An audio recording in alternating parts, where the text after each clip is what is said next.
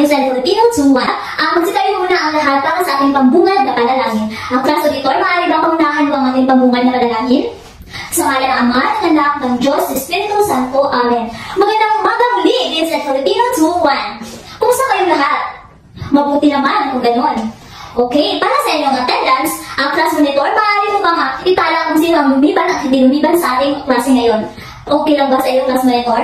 Okay, maraming salamat, Bilibini.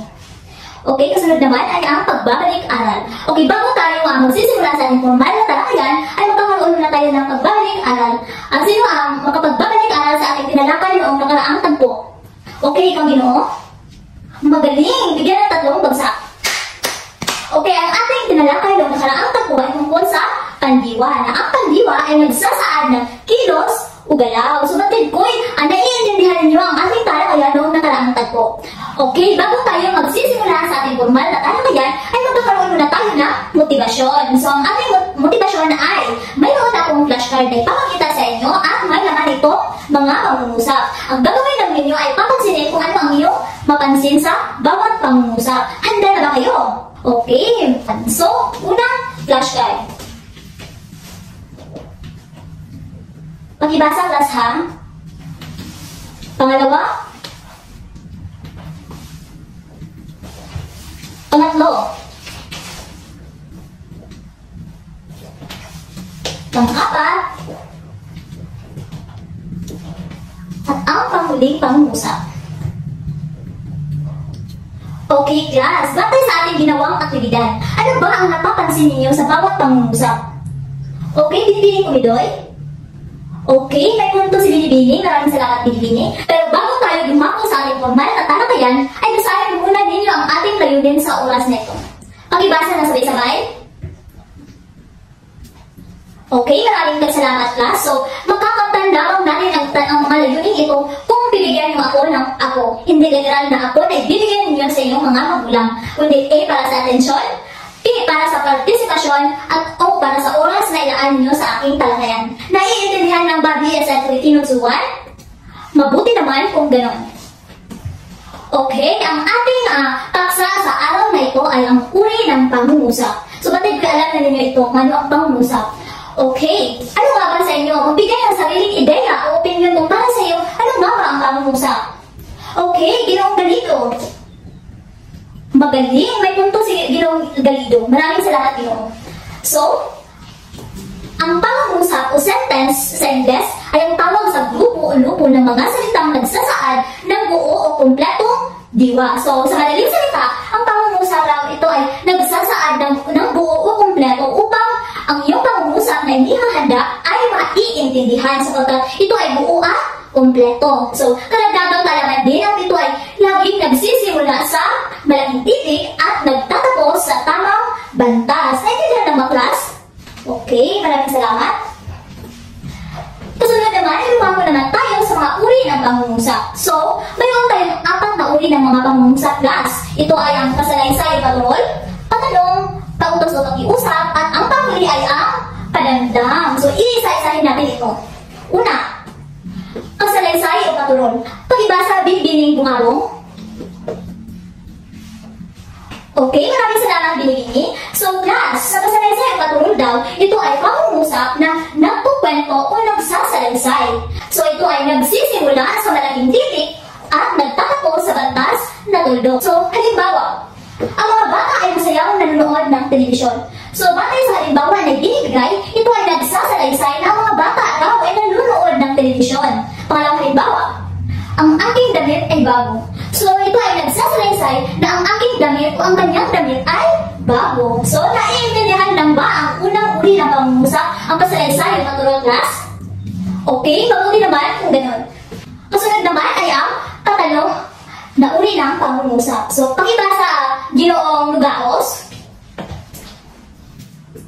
Okay, maraming salamat, Ginoo. So, sa katanong naman, class, ito ay mga uri ng pangungusap na nagtatanong o naghahanap ng kasagutan. Kailangan ito masagutan. So, sa karagdagang naman, ito din ay nagsisimula sa malaking titik kagaya ng sa kasalaysay at ang kaibahan lang ito ay nagtatapos ito ng bantas na pananong. Kung sa kasalaysay ay bantas na tuldok, sa katanong naman ay nagtatapos sa bantas na Okay, mabuti naman. Okay, halimbawa, anong aklat ang binasa mo? So, sa halimbawa, ito ay nagsasaad na dapat sagutin mo kung ano ang aklat na binasa mo. Halimbawa, ang aklat na binasa mo ay Filipino, aklat na Ingles. Isa pang halimbawa, mahal mo ba ako? Sa pangalawang halimbawa, ito ay nagtatanong kung mahal ba siya o hindi. Naiintindihan lang ba? Magbigay na iba pa halimbawa sa katanong na uri ng pangungusap. Okay, Binibining Laguna? Magaling, batid ko'y may naiintindihan kayo class. Kasunod naman ay ang pautos o pakiusap. Ito ay ang pangatlong uri ng pangungusap. So, pakibasa na sabay-sabay. Okay, maraming salamat class. So, sa pautos o pakiusap, sa pautos, isa-isa natin ito. So, sa pautos, ito ay nag-uutos. Sa salitang utos o pautos o nag-uutos. O sa pakiusap naman, ito ay nakikiusap. So, sa pakiusap na pangungusap class, ito ay gumagamit ito ng mga salitang pwede, maaari ba, o at panlaping paki. So, ito ay nagsisimula din sa malaking titik at nagtatapos sa bantas na tuldok. Naiintindihan lang ba? Okay, mabuti. So, halimbawa ng pautos class, kunin mo ang aking sapatos. So, ito ay, sa halimbawa ito ay, nag-utos siya na kunin niya ang kanyang sapatos.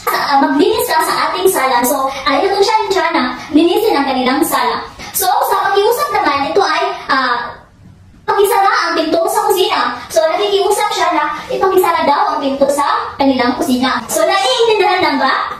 Okay, mabuti kung gano'n. So, ngayon, dito naman tayo sa panghuling uri ng pangungusap. Ito ay ang padamdam. So, ang padamdam ay nagpapahayag ng matinding damdamin o emosyon. So, ito ay nagsisimula din sa malaking titik at nagtatapos sa bantas na tandang padamdam. Tandaan na padamdam na uri ng pangungusap ay nagpapahayag ng iyong damdamin o emosyon kung ano ang iyong nararamdaman. So, sa halimbawa, wow! Ang ganda ng tanawin. So, ipinapahayag niya na ang tanawin ng kanyang nakita ay maganda. So, pangalawang halimbawa, yehey! Kaarawan ko bukas. So, masaya siya. Ang kanyang emosyon ay masaya sapagkat bukas ay kaarawan na niya. Naiintindihan lang ba? Okay, magbigay ng isang halimbawa. Binibini aklot. Okay, magaling. Batid ko'y naiintindihan ninyo ang apat na uri ng pangungusap. Sa kabuuan, so ang pangungusap ay may iba't ibang gamit. Ito ay ang pasalaysay, nagsasalaysay, o patrol. Nagtatanong, nag-uutos o nakiusap o pakiusap, at nagpapahayag ng damdamin. Naiintindihan lang ba?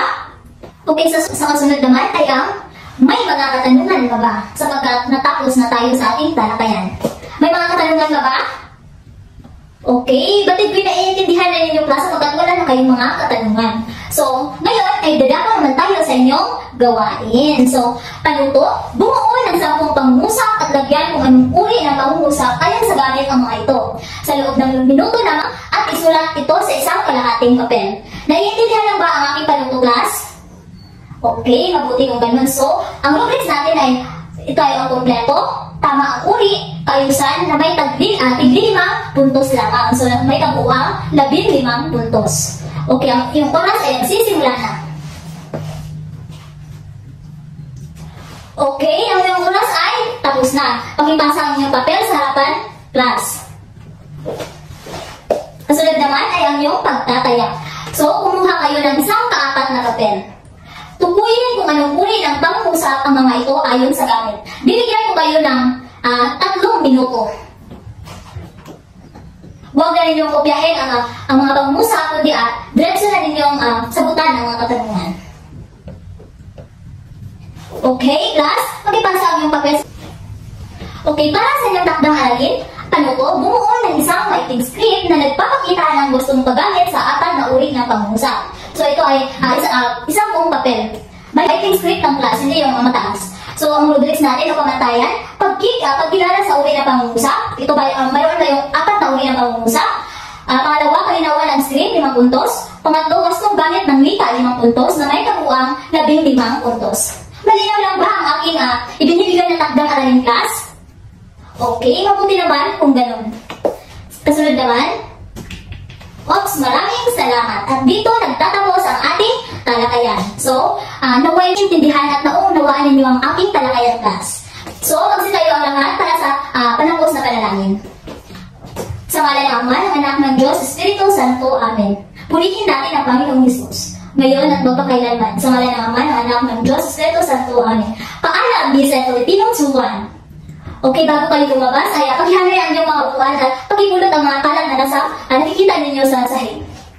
Hanggang sa muli, Bisa Filipinong Suwan.